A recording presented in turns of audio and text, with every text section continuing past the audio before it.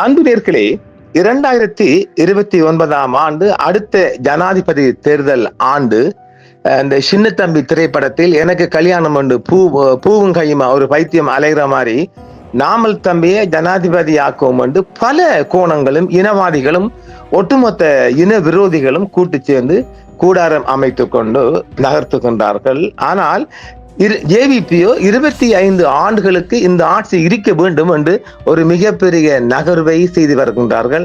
அதை பற்றி நாம் முழுமையான ஒரு சிங்கள ஊடக செய்தி ஒன்றை அள்ளி வந்திருக்கின்றோம். அதற்கு முன்பாக இப்பொழுது 2029 ஆண்டு நாமலை ஜனாதிபதியாக கொண்டு வர வேண்டும் என்று மஞ்சள் கூட்டம் ஒன்றும் மஞ்சை காவி உடை கூட்டம் ஒன்றும் கங்கணம் கட்டி கொண்டு அலைகின்றது. அது ஒரு புறம் இருக்க, திலீப் ஜெயவீர போன்ற இனவாதிகளும் இந்தியாவுடன் பேச்சுவார்த்தை பண்ணி அதற்கான வழிகளை மிக ஆழமாக ஆராய்ந்து வருகின்றார்கள்.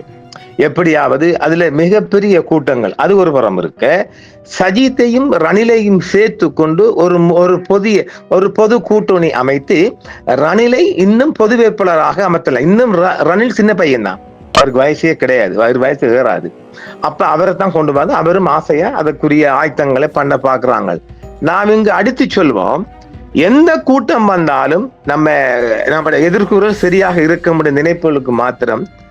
எந்த கூட்டம் வந்தாலும் அனுரகுமார திசாநாயக்க தான் அடுத்த 2029 ஆண்டின் ஜனாதிபதியும் கூட. ஆனால் அவங்களது நாடாளுமன்ற தேர்தலில் ஒரு தொங்கு பாலத்தை கொண்டு வரப்போகின்றது. அதை அவங்க சரிக்கட்டவாக எனக்கு தெரியல. அந்நேரம் சிறுபான்மை கட்சியெல்லாம் அவருக்கு சேர்த்து அணைச்சு கொள்ள போறாங்க. ஜனாதிபதி அனுர குமார திச நாயக்க அவர்கள் தான். ஆனால் நாடாளுமன்றம் ஒரு தொங்கு பாலமாக சந்திரிகை அவர்கள் ஆண்டது போன்று பல கட்சிகள் இணைந்த ஒரு கூட்டாக அமைய போகின்றது.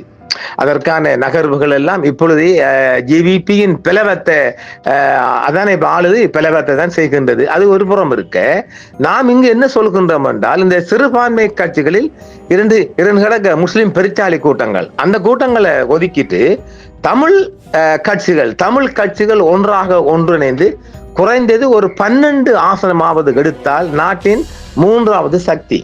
இப்ப நாமலுக்கும் அந்த அளவு கிடைக்கும். நாமலுக்கும் இப்ப ஒரு 0 இருக்குல்ல, அதுவும் காலப்போக்கில் எடுக்கும். நாமல் அடுத்த 2034 ஆண்டின் அவர் ஜனாதிபதி. அதை அந்த ஜாதகம் சொல்லிக் கொள்ளணும். 2029 மார்ச் 34 இல்லையா, அதில் ஒரு முயற்சி பண்ணி பார்க்கலாம். அதுவும் எதிர்வரும் காலங்களில் ஜேவிபியின் ஆட்சியை பொறுத்து. ஆனால் ஒன்று, எந்த ஆட்சி வந்தாலும் இந்த நாட்டுக்குள் இந்த மக்களின் வாழ்வு உயர போறவில்லை. அதாவது வாழ்வு இதே தான். பொருட்களுக்கு, உணவுப் பொருட்களுக்கு, அன்றாட பொருட்களும் ஒருபோதும் விலை குறைய போவதில்லை. ஆனால் இதே ஆட்சியா இருக்கும். அதற்கான வழிவகைகளை எந்த ஆட்சியும் கொண்டு வர போவதில்லை. தானாக அப்படியே உருண்டு காலங்கள் போக வேண்டுமே ஒழிய இதை எந்த நாடாவது இலங்கை ஏதோ ஒரு நாடு அடிச்சு பிடிச்சாவது எடுத்தா மாத்திரம் நாட்டை உருப்பட வைக்கலாம். எவனுக்கும் அந்த அறிவே கிடையாது. எந்த ராசாக்கும் அந்த அறிவு இல்லை. அது ஒரு புறம் இருக்க, இப்பொழுது 25 ஆண்டுகளுக்கு இந்த நாட்டை ஆள வேண்டும் என்ற ஒரு மிகப்பெரிய ஒரு 22ஆம் திருத்தம் ஒன்றை நாடாளுமன்றத்துக்கு கொண்டு வருகிறது ஜேபி. என்ன திருத்தம் அது? உயர் நீதிமன்ற நீதியரசர் லார்ட்ஸ் பத்மன் சூரசேனா அவர்களை கொண்டு வருவதற்காக 22வது அமெண்ட்மெண்ட் பில்லை கொண்டு வருகின்றார்கள் நாடாளுமன்றத்தில். அவங்கள்ட்ட 2/3 இருப்பதால் எதிர்கட்சிகள் மிக அதிகமாக அடிக்கிறாங்க. இப்ப ஏசிய நாடுகள், இந்த சாத்து நாடுகள்ல மாத்திரம்தான் ஒரு நாட்டின் உயர் நீதியரசர் 65 வயதையும் இருக்கலாம். நியூசிலாந்து, ஜெர்மன், அமெரிக்கா போன்ற நாடுகள் எல்லாம் 74 வயசு வரையும் இருக்கிறாங்க. அதுக்கு என்ன செய்ய போறாங்க? ஏன் இதுக்கு இந்த கங்கணம் கட்டி கொண்டு அடிக்கிறீங்க? அவர் நல்லா தானே செய்யறாரு. தேங்கி கிடக்கிற வழக்குகளை சுருக்கா முடிக்க சொல்றாரு. நல்லம் தானே, மக்களுக்கு நல்லபடியும் தானே.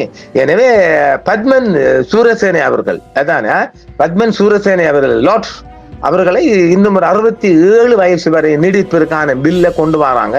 இது திட்டம் என்னவென்றால், ஜேவிபி பல முக்கியமான அமெண்ட்மெண்ட்டை கொண்டு வர போறாங்க. உயர் நீதிமன்ற நீதிபதிகளின் ஓய்வூதிய காலத்தை நீட்டிக்க ஒரு அரசியலமைப்பு திருத்தத்தை கொண்டு வர அரசாங்கம் தயாராக உள்ளது. இந்த வாரமே அது பார்லிமெண்ட்டுக்கு வருகின்றது.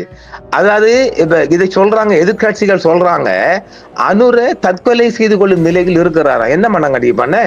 இது முழுக்க அனுர சூரசேன ஹார்சனே ஆகியோரின் ஒரு அரசியலமைப்பு சதியா? ஒரு சதியும் இல்லை. அவரு நீதிபதி நீதியரசர் நல்லா செய்யறாரு. அவரு இருக்கிறதுல என்ன பிரச்சனை உங்களுக்கு? அனுர் அவர்கள் கொண்டு வரப்போகும் முயற்சிக்கும் தன்னிச்சையான ஆட்சியையும் அனுரபின் ஆட்சியை நீட்டிக்கும் தந்திரமான புத்தியையும் சட்டபூர்வமாக்குவது இந்த திருத்தத்தின் நோக்கம் என்று இந்த இனவாத கூட்டம் கும்மாளம் அடிக்கிறாங்க. அங்க ஒண்ணும் கிடையாது. சில முக்கியமான தீர்ப்புகள் நாங்க எடுக்கிறதான் சட்டம் என்று தீர்ப்பளிக்கப்படும். பிரதம நீதிபதியின் பதவி காலத்தை நீட்டிப்பது இதன் ஒரே நோக்கம். ஆமா, தற்போது இது குறித்து நாட்டில் ஒரு மிகப்பெரிய விவாதம் நடந்து வரும். உண்மை, இந்த திருத்தத்தை தோற்கடிப்பதற்காக எதிர்கட்சி தலைவர் சஜித் அவர்கள் இந்த வாரமே 23ஆம் தேதி கூட்டிய எதிர்கட்சி தலைவர்களின் கலந்துரையாடலுக்கு பிறகு இந்த விவாதம் உச்சகட்டத்தை எட்டியிருக்கிறது. இருக்கட்டும், அங்கு நீதித்துறையில் தலையிட முயன்ற ஒவ்வொரு அரசாங்கமும் ஒரு ஆட்சி கவிப்பில் முடிந்தது என்று சஜித் சொல்றாராம். இல்லைவையில் அது அதாவது இந்த சிறிசேனா, அதாவது யாரு இந்த அம்மா,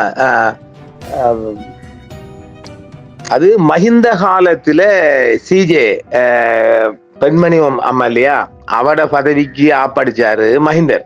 அதுல இருந்து அவருக்கு ஆப்பிடுங்க. இதை ஒன்றும் அப்படி செய்யலையே. நாங்க இன்னும் ஒரு 2 years எக்ஸ்டென்ஸ் பண்ற பார்த்தால எந்த பிரச்சனையும் வேற போறல, யாருக்கும் எந்த நஷ்டமும் இல்லை. அது என்ன அரசாங்கத்துக்கு நலவு தானே. அது அரசாங்கம் கொண்டு வருகின்ற நல்ல திட்டங்கள் அவங்க ஆமோதிப்பாங்க, இல்லைன்னா தட்டி எறிவாங்க. நிறைய வேலை இருக்குதானே, இந்த கவர்மெண்ட்டுக்கு நிறைய வேலை இருக்குங்க. அங்கு ரணிலும் ஒரு பெரும் தடையை சந்தித்தார்.